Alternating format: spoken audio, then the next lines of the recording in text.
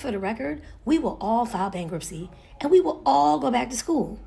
You're not getting a dime from us. What? I have 3 degrees.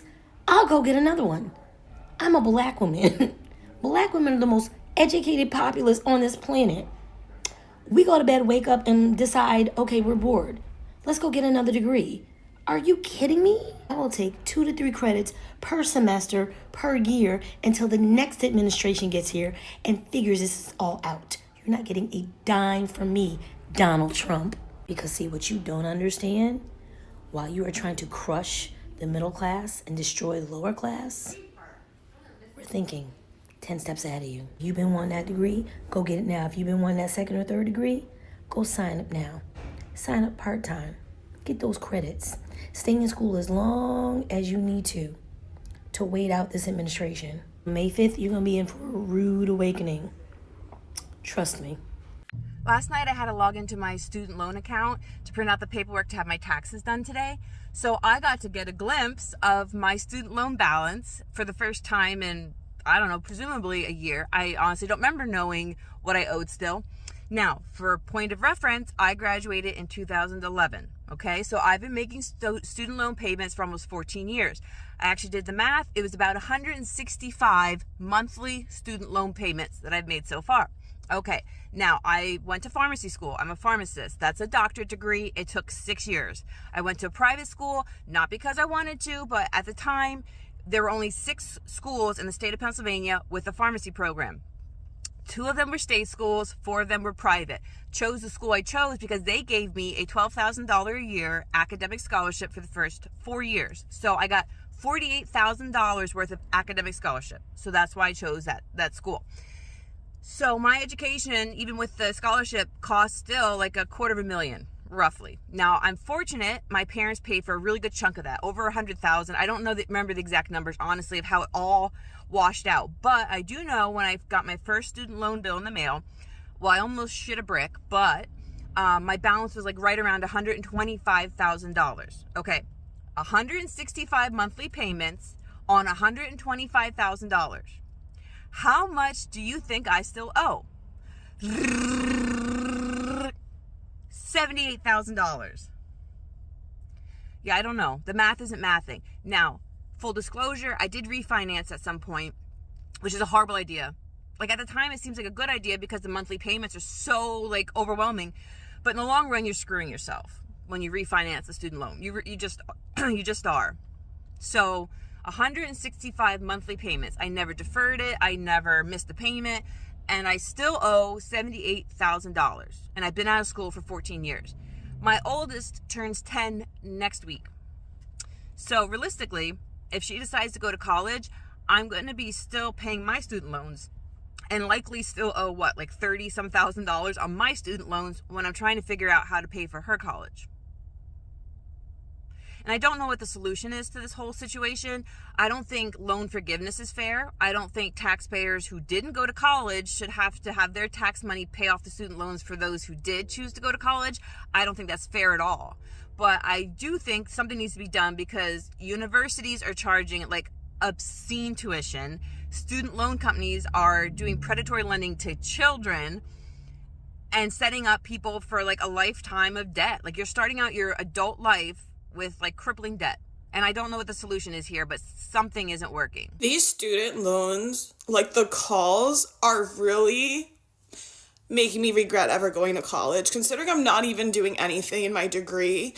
But like these calls are just a reminder that I'm like, first of all, doing nothing with my life. Second of all, broke as shit. And yes, I hee hee ha ha about it here, but like it's literally not a joke. It's like embarrassing and it's like the most stressful thing. And I never want to be the person that's like driven by money. Like that's not me, but like sometimes I wish I was so I wouldn't be in the position I am in. And like dealing with these calls and having to basically say my situation, like I literally cannot pay off an amount on these damn student loans. And then the fact that they're so relentless, they call every person in my family, they call people not related to me, but like associated with me. And I don't even know how it's just crazy. And it's like, I hate it. It's like you're coming at me for my own little debt when this country's in debt. Like, it's so frustrating, and it gets me so angry, and literally it's like, I avoid these calls at all times. They send me into full-on panic attacks, but then sometimes I just have to make the call because they're calling everyone else in my life, and it's so frustrating. And yes, maybe I did it to myself. Maybe I should be smarter about money. Maybe I should just take on any job that, like, will pay me. And I'm luckily finally starting a job, but it's not what I want to be doing. Not using my degree. It's another serving job. It's fucking working at Hooters at 28 years old, living back at home. It's like... And then it's moments like these that make me question whether anything I want to do in life is going to happen, like, at this stage, because it's so annoying. And I just had to vent, because fuck it all. So our loan officer came back and said, "Oh, JK, for the amount that we are approved for getting a house," and lowered it by $50,000 because of our student loans.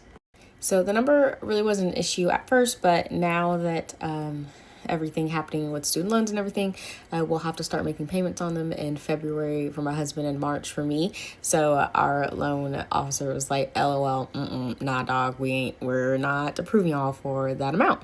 So let me show you all these numbers. So this is my husband's, $35,108. And this is mine, $121,264.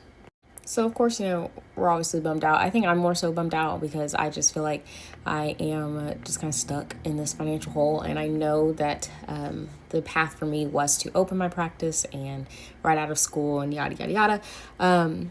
But it's just kind of like, I'll look at my friends and how they started working right out of school. And I'm like, if I just started working right out of school, we'd be definitely in a different financial spot than where we are.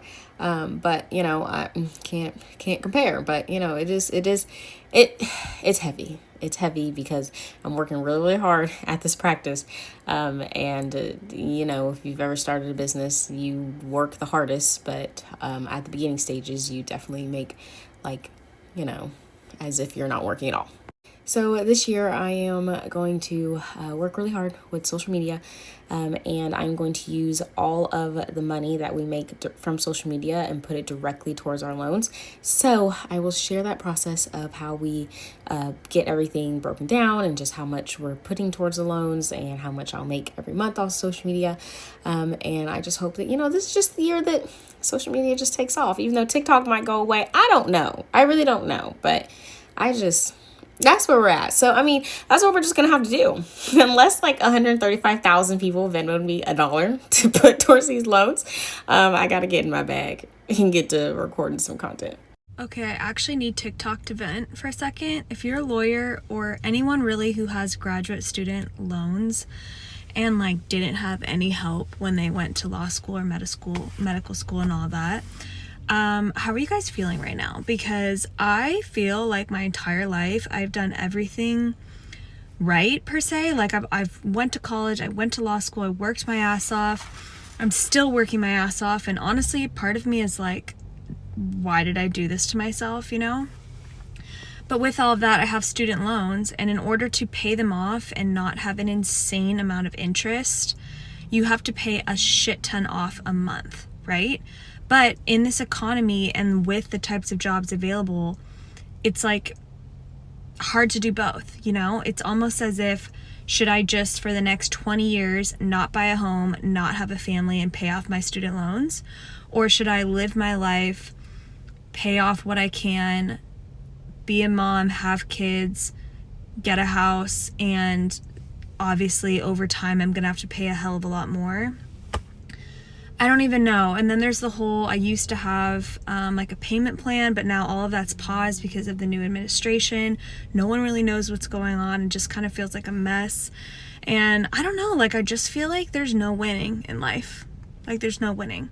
I am very pessimistic and depressed right now, honestly. If anyone else is going through this, let me know your thoughts, because I need to talk to people about this. I have paid $15,000 towards my student loans since I graduated in 2018. So the past 6 years, I have put $15,000 towards my student loans, particularly my Parent Plus loan, that the original balance that we took out was a little over $17,000. And I have paid $15,000 towards that loan over the past 6-ish years. You want to know what my balance is now? My balance is still around $15,500.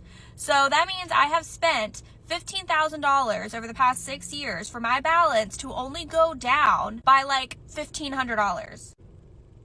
That means I have spent $13,500 roughly to just interest. And that is the issue with student loans, and why people want them to be forgiven and people want reform is because of the interest. The interest makes it nearly impossible for a normal person to pay off their loans.